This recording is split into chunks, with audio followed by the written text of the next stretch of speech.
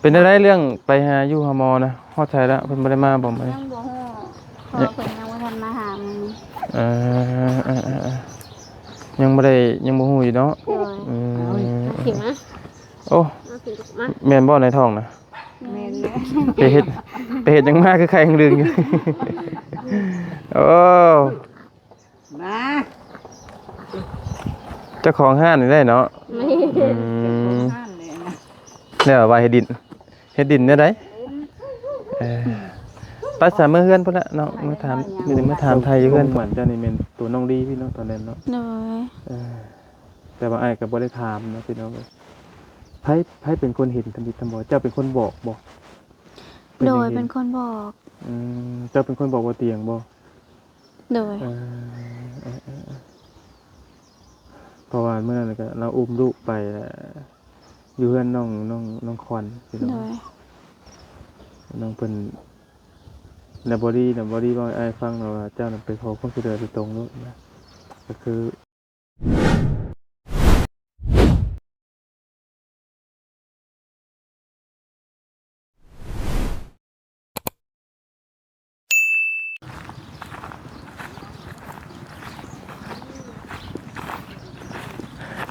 ต้มไก่บ่นี่นะ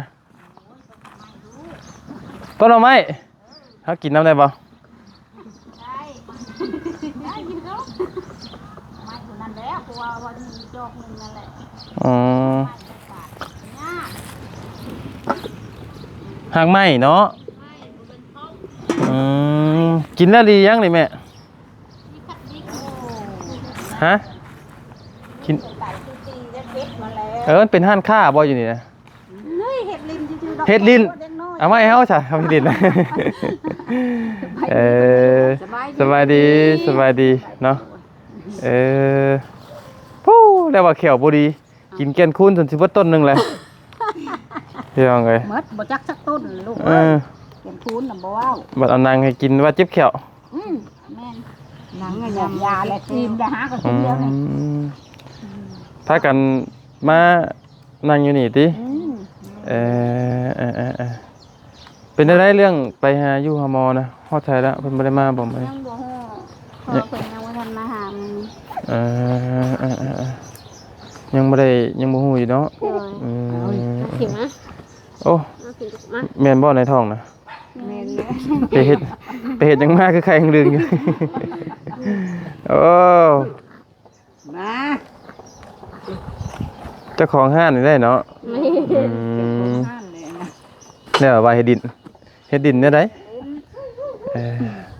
ไปสามมื้อเฮือนพุ่นละเนาะมาถามมีแต่มาถามไทยอยู่เฮือนพุ่นละเนาะพอดีมาแต่หาสามไม่ห้างพี่น้องเอ้ยเนาะคิดให้ห้องท้องเตกที่ฮอดลูกอยู่แล้วก็ได้จักเดือนแล้วนี่สาว7 เดือนป่าผู้หญิงคือผู้ชายชาบักเถิกคือกันเนาะ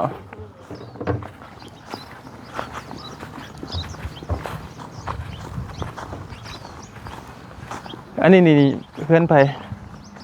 เจอหูอยู่เพื่อนเจ้าค่อยอยากถามว่าเราเอิ้นเจ้าว่าจังไดนี่นะแม่เท้าหมู่เจ้าบ่หรือว่าน้องกินนี่โอ้นาสาวบ่นาสาวกับร้านคือว่าทำกันแท้ครับระวังหัวลูกป๊อก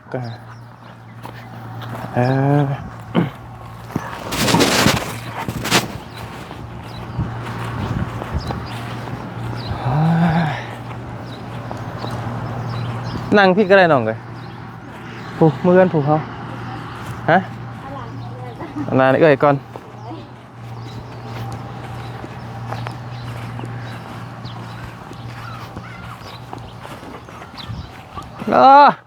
งามเนาะมื้อนี้เนาะประเทศยังได้เจ้าเลยเนาะแต่งตัวเบิดเว้นสาวอ่อนงามแล้ว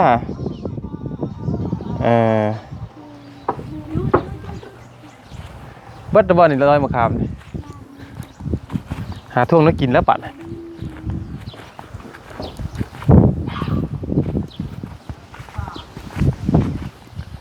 ี่เพียงเลยเนาะ อ่าเป็นมะขามกลางกินข้าวกับยังจะลอยมันนั่งอยู่เพิ่นก็ได้ล่ะนั่งอยู่คอนไป บ่ทันได้กินข้าวเลยมาแต่เป็นเห็นแล้วก็บ่ได้กิน จะไปยังโรงเรียน แบบไปเฮ็ดเครื่องมาไว้ ไม่เตรียมงานบุญบ่ คือแบบไม่ชื่อสนะหรือว่าแบบหยังนะมาไว้เรียก อันนี้จ้ะเอามาแต่โรงเรียนด้วยกันแหละน้อยวันนี้ผมยังฝากไปหน่อยวันนี้เอามาฝากน้องเพิ่นเนาะมีใครได้มาหามั้ยเจ้าหาที่มาโรงเรียนกินดีบ่ โดย ไปซื้อหยังก็ ไปซื้อสนะแล้วก็หมอนสิ้นมาไว้ ไปซื้อมาเฮ็ดหยังนะ ซื้อมาไว้เกี่ยมแบบไว้ดอง ดองไผ ดอกเฮา ดองเจ้ามื้อใด กายยังบ่ฮู้เพิ่นว่าเดือน4สิมานี้ แม่นสิพร้อมกันกับน้องปลานี่บ่ โดย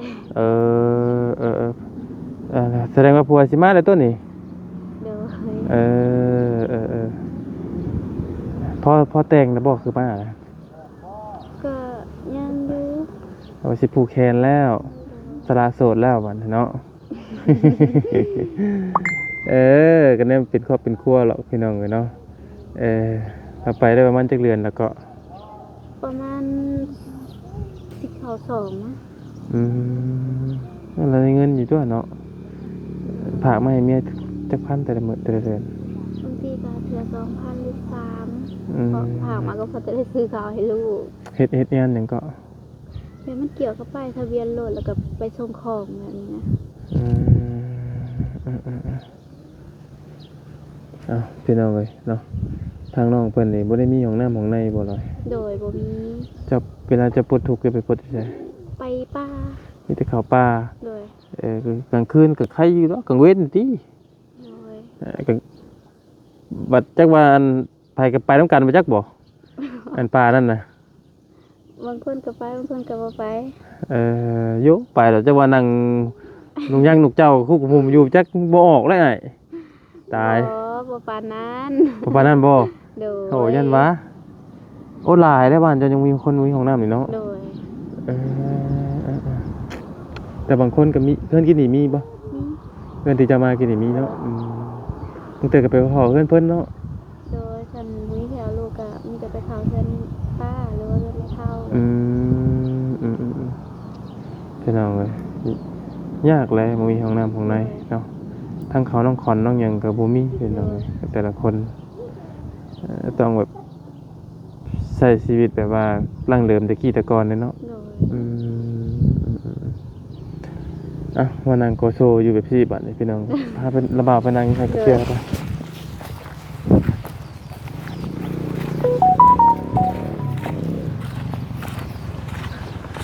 เพื่อนกับ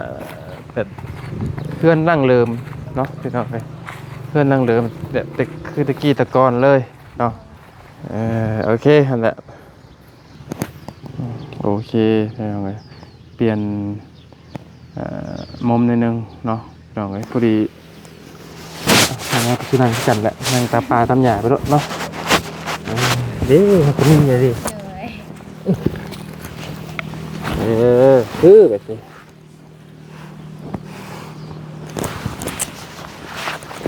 พอดีเมื่อวานนี่บอดี้แวะมาหาอยู่บ่ โดยเพิ่นก็แวะ นี่แหละคือเห็นแจงยอดใหญ่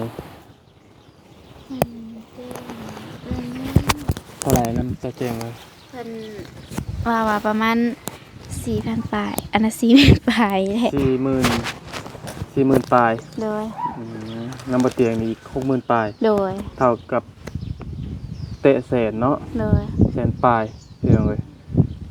อยู่ในล่าแสนปลายงบ โดย รักษาน้องเพิ่นในตอนนี้ดีแล้วเนาะดีใจกับน้องเพิ่นในหลายเนาะแต่ว่ายังหามือหายามบ่ทันไล่ว่าสิ โดย ไปมื้อใด โดย ยังบ่ชัดเจนเนาะ โดย ไอ้บ้านน่ะสิบ่วิทย์ผู้อื่นบ่ฮื้อหรอก โดย คิดว่านะเพราะว่าเราก็หาสิเช้าเมื่อยเพราะว่าแม่เพิ่นก็หาสิออกจากโรงพยาบาลมาบ่กี่มื้ โด อย มื้อนี้น่ะเพิ่นทันได้มาเนาะ โดย เพิ่นบ่ได้มาจักมื้อแล้ว บ่เตียงเพิ่นก็มาวันนี้แล้วก็มื้อนี้ยังบ่ เอาบ้านนี่ก็มาเนาะ โดย แม่นแล้วเราซื้อปิ้งไก่เอา โด ฝาก ย เนาะ เนาะพี่น้องก็ถือว่าพลิกอยู่เนาะก็คืออาจสิบ่ได้ซอยเจ้าโดยตรงแต่ว่าก็ซอยครอบครัวเจ้า โดย ซอยน้องเจ้าตัว โด นี้ ย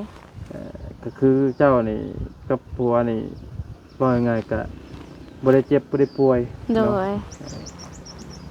ก็คือซอยเจ้าโดยตรงแล้วหลังจากมื้อนั้นมาฮอดมื้อนี้พี่น้องเอ้ยถึงมันสิยังบ่ทันผ่านพ้นไปด้วยดีก็แต่ก็ขอให้มันผ่านพ้นไปด้วยดีเนี่ย โดย นั่นก็คือทางเจ้านี่คือตั้งใจไปหาลาบ้าวแมันบ่ โดย แต่ตั้งใจไปหาทางที่ลาบ้าวเองบ่ โดย อืมและปัจจัยของเจ้าหลักๆนี่คือตัวใดทมิตรบ่คือตัวน้องที่บ่ โดยน้องแล้วก็ทางน้าสาวแน่ อืมอันนี้คือปัจจัยหลักๆเจ้าคือตัวน้องพี่เนาะ โดย กับน้าสาวเนาะ โดย ก็ตัวละสาวนี่คือลาบ้าวคิดว่ามันบ่ได้แล้ว โดย ก็แค่อยากให้ซอยเราแบบเงินนิดๆหน่อยๆเนี่ยอยู่ในกินแล้วเนาะพี่น้องเพราะว่าทางน้องอ่อนก็เอาไปแซ่บ่ได้เลยพี่น้องแล้วนั่งก็อยู่หั่นแหละเนาะก็กระบะเพิ่นอยู่พี่น้องที่จริงแล้วหน้าตาดีเด้อพี่น้องเอ้ย โดย ถ้าเราเป็นอย่างนั้นเราหน้าตาเราคมทับก็ปัจจัยหลักเจ้านี่แม่นไปตัวนี้เนาะ โด ไป ย ตัวน้องพี่ โดย แต่เจ้านี่เจ้าก็สิบ่ปานใดดอกอ้ายว่า โดย คือมุ่งเจ้าความมุ่งมั่นเจ้านี่เป็นตัวน้องดีพี่เนาะตอนนั้นเนาะ โดย แต่ว่าไอ้ายก็บ่ได้ถามเนาะพี่น้องเอ้ยไผเป็นคนเห็นทำบิดทำบ่เจ้าเป็นคนบอกบ่ โดย ห็ เป็นคนบอก เจ้าเป็นคนบอกว่าเตียงบ่ โดย เพราะว่าเมื่อนั้นก็เราอุ้มลูกไปแล้วอยู่เฮือนน้องควันพี่น้อง โดย น้องเพิ่นน่ะบ่ดีว่าไอ้ายฟังเราว่าเจ้าน่ะไปขอความช่วยเหลือโดยตรงเนาะนะก็คืออุ้มลูกน้อยพี่น้องเอ้ย โดย ก็มีคอมเมนต์เข้ามาหาอ้ายอยู่เด้อคอมเมนต์ครอบครัวเจ้านะ โดย ให้ตั้งชื่อครอบครัวว่าผัวบ่อยู่ โดย น้าสาวนี่แม่นเป็นอัมพาตเป็นเจ็บเป็นรอยส่วนเอ้ยก็เป็นไว้ โดย น้องก็เป็นเนื้องอก โดย สุดเนาะครอบครัวเจ้าเนาะ โดย จักมันเป็นเรื่องหยังนะก็ว่าก็บ่เข้าใจ กะบ่ฮู้แบบ ยังดีแล้วเจ้าบ่ได้เป็นหยัง โดย ยังดีแต่ว่าเจ้าเนี่ยบ่ได้เป็นเนาะ โดย คือว่าไงคนในครอบครัวเจ้านี่สองเนาะเป็นเนาะน้องดีก็เป็นผู้ที่เป็นไม้เนาะ น้องเรียกเป็นไว้ มีอยู่2คนเนาะ โดย แล้วมีผู้เป็นอีกบ่หรือว่า บ่มี มีแต่นี่บ่ โดย มีแต่สอง ทั้งหมดทั้งเบิดจักคนก่อนเนาะเจ้านะ น้องรวมหมด ไอ้ ทั้ง น้องจั น้ ง อง เนี่ย คนนี้5 คน 5คน โดย อืม ชายผู้หนึ่งก็ไปปลากระเพแล้วก็ผู้หนึ่งก็มาอยู่ทางเพื่อนน้องปลาเพื่อนหญ้า เอาก็ไปอยู่หั่น พอเพิ่นเมื่ออยู่ผู้เพิ่นเมื่ออยู่น้ำยาเพิ่น อืมพระเฮือนหลังนี้เย็นตะบ้องอยู่บัดนี้ โดย มีไปอยู่คนเลย โดย พูดแล้วมีแต่ผัวจะมาเพื่อได้จะขึ้นไปนอน โด เนาะ ย ผัวน่ะไปเฮ็ดเวียกอยู่ไสพ่อฮู้อยู่บ่ กะบ่ได้ถามเพิ่นเพราะว่าเพิ่นบ่ค่อยอยู่เลยช่วงนี้เพิ่นเฮ็ดงาน อืม กะเพิ่นโทรมากะดึกแล้วก็มีแต่นอน ฮอดบ่กรุงเทพฮอดกรุงเทพบ่ ฮอด ยันมาอยู่แถวใกล้ๆเกี่ยวนี่นะบ่ได้นะ บ่ ยันมาไปเฮ็ดเวียกอยู่แถวขอนแก่นก่อนหยังบ่แม่นบ่เจ้านี่บ่ได้เคยไปเลยบ่ โดยบ่เคย เคยไปใช้ในไกล เคยไปแต่แถวน้ำสวรรค์แล้วก็แถวเซรูนี่ เวียงจันทน์ยังบ่ได้เคยไปบ่ โดยบ่เคย เพราะว่าน้องเพิ่นถือว่าบ่ได้เคยไปไสเลยเนาะ โดย กลัวก็จักว่าแทนสิไปนี่จักขอดูเคยไปอยู่ เพิ่นก็เคยไปอยู่ ว่าจักปีแล้วซ้ำละบ่าวบ่ เพิ่นประมาณ20 ปีบ่คือบ่ได้ น้อยกว่าละบ่าวแล้วเนาะ โดย แล้วก็เห็นอยู่บ่คลิปเมียเราเนี่ย โดยเห็นอยู่ ก็เบิ่งเมียจากคลิปนี่แหละเนาะ โดย เอออ้าวบ่มีหยังหลายหรอกมื้อนี้เรามาเยี่ยมมายามมาถามข่าวเพิ่มเติมเรื่องอัปเดตอาการล่าสุดของทางครอบครัวเจ้าอีกรอบหนึงเพื่อพี่น้อง FC เบิ่งก็ตอนนี้เพิ่นก็รุ่นอยู่รุ่นมามื้อใดทางน้องๆเพิ่นสิได้ผลตรวจสิออกมาแบบไร FC ก็รุ่นอยู่พี่น้องรวมตัวรวมถึงทั้งตัวบ่ยาวเองพี่น้องเอ้ยก็รุ่นคือกันตอนนี้ว่า อยากรู้ว่าน้องเพิ่นนี่เป็นโรคอีหยังเป็นตั้งแต่คานใหญ่ขึ้นนะเนาะ โดย เจ้ามีความรู้สึกยังไงตอนนี้ที่มีผู้ใหญ่ยิบยืนเข้ามาซอยครอบครัว รู้ เจ้า สึกดีใจ คิดบ่ว่าสิได้ขนาดนี้ กะบ่เคยคิด เพราะว่าความหวังเจ้าบ่ยังไงก็แล้วแต่เพิ่นสิให้เนาะ โดย แต่ก็บ่ได้คิดว่าสิพาน้องพานุ่งไปรักษาขนาดนี้เนาะ โดย ดีแล้วเนาะยังดีที่ผู้ใหญ่เพิ่นมองเห็นนั่นแหละพี่น้ โด อง ย พวกนั้นคนบ้านไหนก็ คนมันโคก ระหว่างให้ถามเลยเนาะ โดย เท่าไรค่าดองเจ้าน่ะ 50 ป๊าดโถ 50กระปุกบ่ได้เหมือน คนธรรมดาได้สาวันคำหน้าคำใต้นี่50 ล้าน โดย กล้วย2ตัว บ่มีควายมี งัวดิ แต่งัวตัวหนึง งวดตัวหนึง โดย แล้วเพิ่นปรุงเท่าไหร่ เพิ่นปลง10ปลายล้าน โกยหายไปตั้งเงิน หายไปพวกหลายเลย โดย เพิ่นว่าซื่อๆเนาะ โดย มีแต่ตัวเลขซื่อ โดย แล้วก็ความหมายเพิ่นมีแต่ยืน10 ล้านที่ โดย เดือนแล้วก็แม่นไปปะไปห้างแล้วก็แม่นผู้นั้นต้องเข้าใจเนาะ โดย ระวังเจ้า ปะเขาหาเงินใช้เขารถ30 ล้านพุ่นจักและมีอย่างอีกคำดิ ข้ามบาทหนึง คำว่าหนึง โดย ได้ล่ะบ่ ยังทันได้เปิงไป2 ฮะ เปิงไป2สลึง เพิ่นให้ได้2 สลึงบ่ โดย โอ้ไล่ล่ะบ่ปัน2 สลึง กาบ่ฮู้นำเพิ่น พอเพิ่นมีแต่มือแต่งเพิ่นน่ะปลง ฐานะทั้งผัวเจ้านี่เป็นจังไดครับใครแน่อยู่บ่ทั้งใครก็ทั้งเจ้าอยู่บ่ โดยใครแน่ ก็ดีกว่าทั้งเจ้า โด เนาะ ย ฐานะทั้งและปู่ย่ามาเยี่ยมมายามหลานอยู่บ่เด้อ โดยเพิ่นก็มาอยู่แต่ว่าเพิ่นบ่มีเวลามาพร้อมบ่มีไผอยู่น้ำงัวน้ำควายเพิ่น โอเคเจ้าก็ไปบ่หรือว่าจังได กะบ่ไปบ่มีไผพาไป ไก่บ่ล่ะ ไกล มันสมมุติว่าไปนี่เราว่าต้องแปลงอะไร ไปทางสุยก็ได้ไปทางเซโนก็ได้ อ๋อบ้านโคกบ้านโคกไตลี โคกกลางยางสูงเมืองจำพร ป้าพี่โบ โดย นึกว่าโคกบ้านละบ่าวคือบ่ฮู้จักคนนะ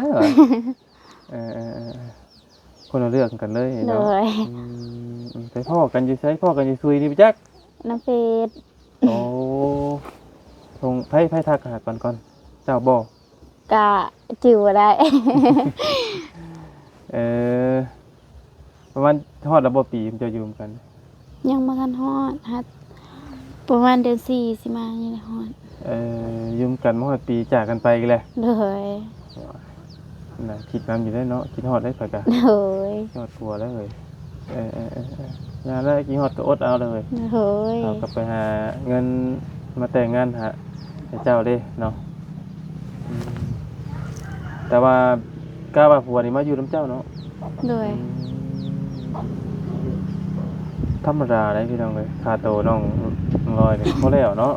โหดอยู่ได้50 ล้านคำบาทหนึ่งง่วยอีกบอก โดย เจ้าได้บัตรยังไปสมมาเพิ่นบัตร สินหมอน สินมนเทว่า สนะโดย ตะกี้ยัดได้พี่น้อง โดย ตีรุ่นตะกี้เนี่ย โดยอันนี้ก็ซื้อมาหยาดคือกันแบบไป หยาดคือกั ซื้ น อ บ่ โดยอันนี้ก็ว่าสิหยาดหมอนแต่ยังบ่ทันได้หยาด นี่เวลาก็ยัดไว้แล้ว เลย เนาะระบาเขามาก็ยัดให้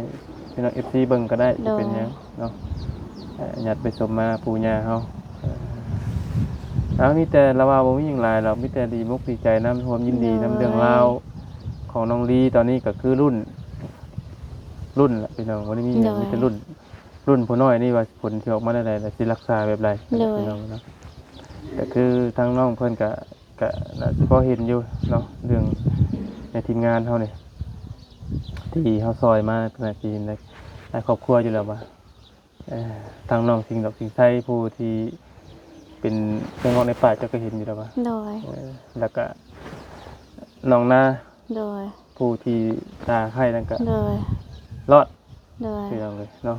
จากขอนแก่นนั่นก็อันนี้ระบาวกับตะกี้ยันบุวิทย์ขอนแก่นนี่ โดย เมื่อยนะเห็ดน้ำคนไข่เว้นว่านะแต่ปัญหาวันนี้เจ้าต้องได้ไป โดยได้ไปคันแบบเพิ่นว่าไปกลับแล้วพอเฒ่าเพิ่นว่าไปพักไว้น้ำยาก่อนไปปานคันน้องปลาไว้ก่อน เบ้าบ่ได้เนาะ แบบว่าเตียงเพิ่นว่าไปในมุกเลยเพิ่นสิกลับมาแบบมือไป แม่นคำอยูมกนี่อาจสิกลับได้อยู่ โดยคันแบบคันสมุนได้ไปผ้าแล้วก็เพิ่นว่าให้เอาลูกไปนำเลย อืม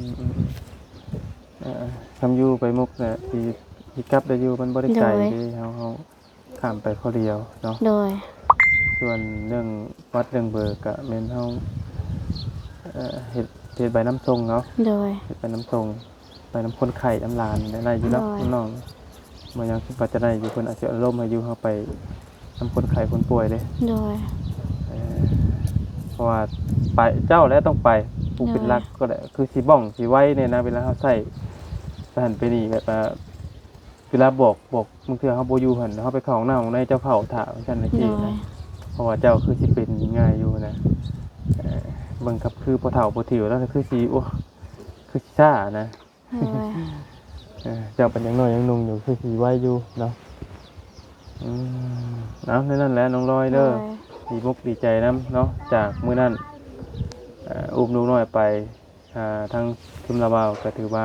เกินคาดเนาะ โดย เกินคาดที่เจ้าคิดไว้อยู่แหละเนาะ โดย จักปีก็จะ 16 16ปีถึงบอก โดย ผัวแต่น้อยแต่เนาะ โดย 16ปีเลยพี่น้องเอ้ยสิว่าจังไดเนาะ13เจ้าลื่นลูกระบาวมีแต่3ปีนะ โดย ลูกระบาว13ปี โดย หลานที่ระบาวเลี้ยงมากับมือนี่ยังปลายปีนะเอานอน แบบนอนบ่เต็มอิ่มอะไรมีแต่กลางคืนนอนกับลูกให้ เอาไปมาน้อยกว่าหลานบ่ยาวช่ำไปเนาะหลานอันเขาน้องเวนลูกน้องหนวดนะ โดย แต่ว่ากระตนกระโตเจ้าบัดใหญ่สิเนาะ โดย เบิ่งนี่คือว่าใหญ่อยู่พี่น้องแต่บัดอยู่บ่ได้เดียว โดย ถือว่ายาวยิ่งคักแล้วคือแบบว่า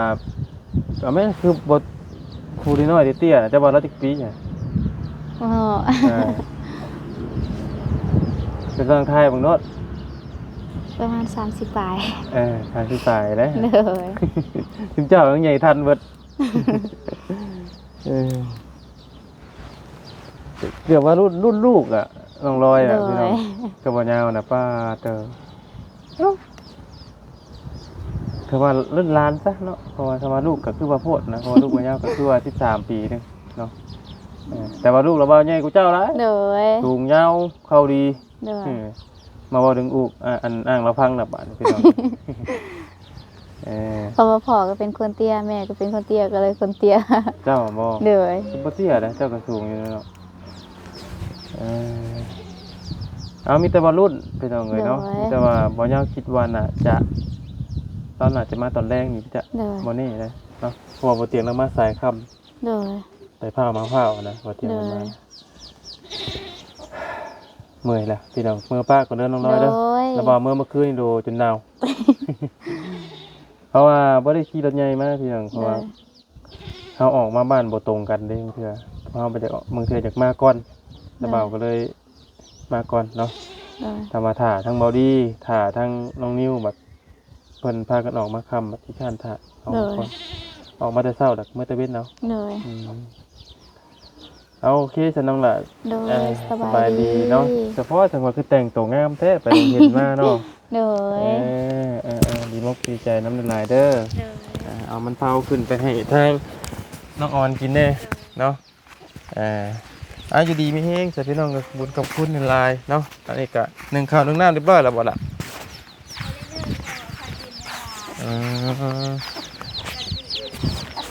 น้ำนี่ใส่บ่ได้บ่ใส่ได้เอาได้บ่แต่ว่าผมมีคนเอาเนาะเอาได้เนาะน้องยอมให้เบิ่งกว่าซะจักปีนี่โอ้ตั้งแต่ข้าวสักพัดผู้คือสีหล่นนานหลายปีเลยเพื่อนนำนี่ เกิดมาก็เห็นเลย เกิดน่าจะก็เห็นเลย โดย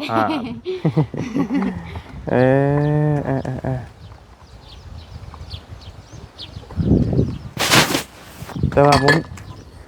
ามีไฟใส่เนาะตะกี้เนี่ยมันสิเป็นของรวมบ่ โดยเป็นคนรวม แบบว่าไผอยากใส่ก็มาใส่เนาะ โดย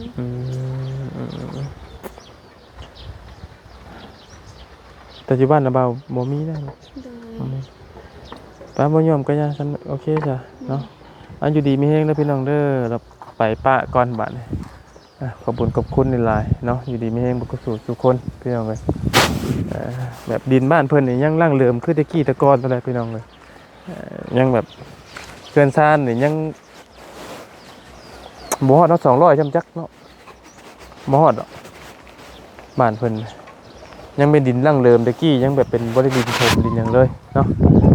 อยู่ดีมีแฮงบ่กุศลทุกคนพี่น้องเอ้ยขอมุกขอบใจเนาะขอให้ร่ำขอให้รวยแล้วพี่น้องเด้อสุขภาพร่างกายแข็งแรงเนาะทางผู้ใหญ่ให้มาทางไหนก็กลับไปหาผู้ใหญ่ร้อยเท่าพันเท่าเด้อพี่น้องเอ้ยเนาะความเจ็บป่วยในความไข้ป่วยมีเนาะสุขภาพร่างกายแข็งแรงจ้าไปละ